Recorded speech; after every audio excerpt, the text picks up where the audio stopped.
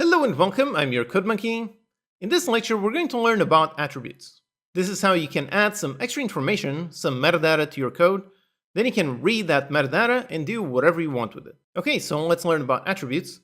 Now you probably already know exactly what are attributes. If you're a Unity dev, then you've certainly already seen the one that is called serialized field. Here I'm running this code just on the C# console, so that's why it's throwing an error. This is a Unity specific thing. But anyways, usually you use this one, then use some kind of private field. So like a float for a move speed, something like this. And by using this attribute, it means that this field over here, this one will be shown in the inspector, even though it is marked as private. So basically this attribute over here, this one is adding extra metadata to something, in this case to a field. And then the Unity inspector is running different logic depending on whether this attribute exists or not. So that's really what attributes are. They add extra metadata, and then you can do something based on that metadata. And attributes can also be applied to pretty much anything, so we can apply it over here into some kind of field. Then we can also apply it to a function, to a class, and so on. There's a bunch of built-in attributes. Like for example, one of them is serializable. This makes it so that this type becomes serializable. Then if you want, you can mark some methods as obsolete. If you do and you mouse over an object, it says that it is deprecated. Then you can also use DLL import to import some external libraries and a bunch more. But beyond the default attributes, you can also create your own, and doing so is quite simple. Let's say we want to define an attribute to mark a bunch of classes as being of a certain type. So we want to mark classes themselves as being like a unit, an object, and so on. We want that to be part of the class metadata as opposed to storing some kind of enum field. So the way you construct a brand new attribute is, first of all, you define a class. So let's make a new class. Then you give it a name. In this case, we want to mark certain classes as being of a certain object type. So let's call this isObjectType. And then for attributes, you append the word attribute, so attribute. So isObjectType attribute. Okay, great. This is our class, and then we just need to make it extend system.attribute. Yep, so this one is now marked as an attribute. Then inside we can define a constructor. So isObjectType, we have the constructor. Inside, if we want, we can make it parameterless, or we can actually receive some data. In this case, let's say we want this attribute to receive the object type. So up here, let's also define an enum for some kind of object type. Then we have like unit, like object, prop, and so on. And over here, let's receive a field for our object type, just like this. And then we simply store it. So up here, a private for that one, like that. And on the constructor, we just set it, this one equals this. Yep, that's it. Here is our very simple attribute. And like we saw, attributes can be applied to almost anything, but you can also limit that to certain specific use cases. The way we do that is by adding an attribute to the attribute itself. So over here, let's add one.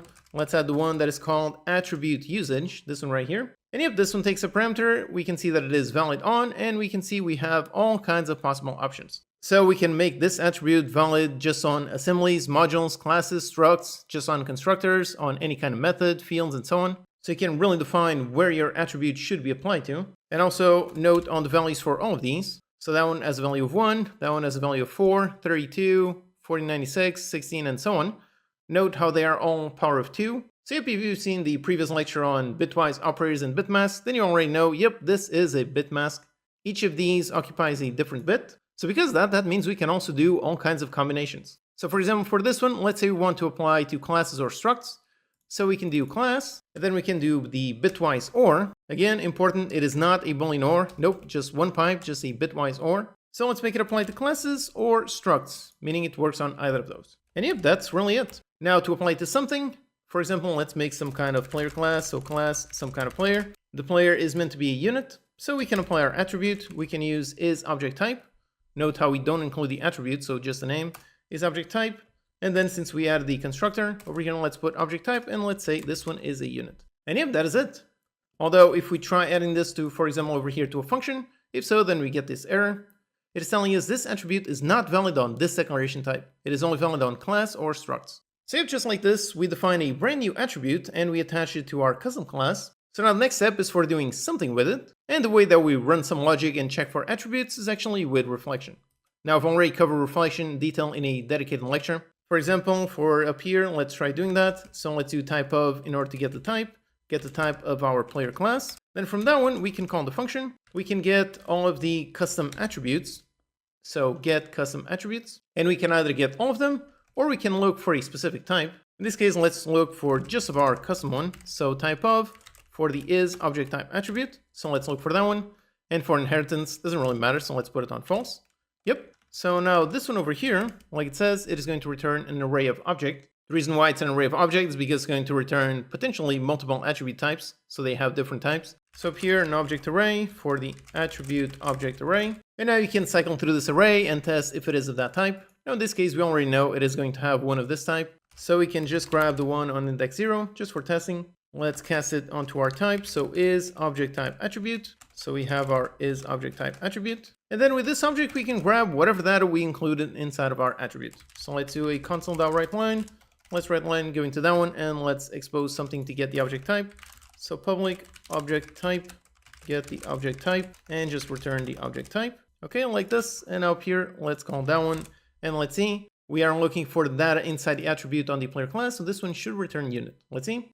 And if there is, the player class does indeed have an attribute, and that attribute does indeed have data for unit. Okay, awesome. All right, so those are attributes. It is really just metadata that you can apply to a class or a function or literally anything. It is really just metadata, just extra information. So it's really up to you to define what that data means. Using this, you can do all kinds of analysis or build some helpful tools. Do anything that does any processing or any analysis on any of your types.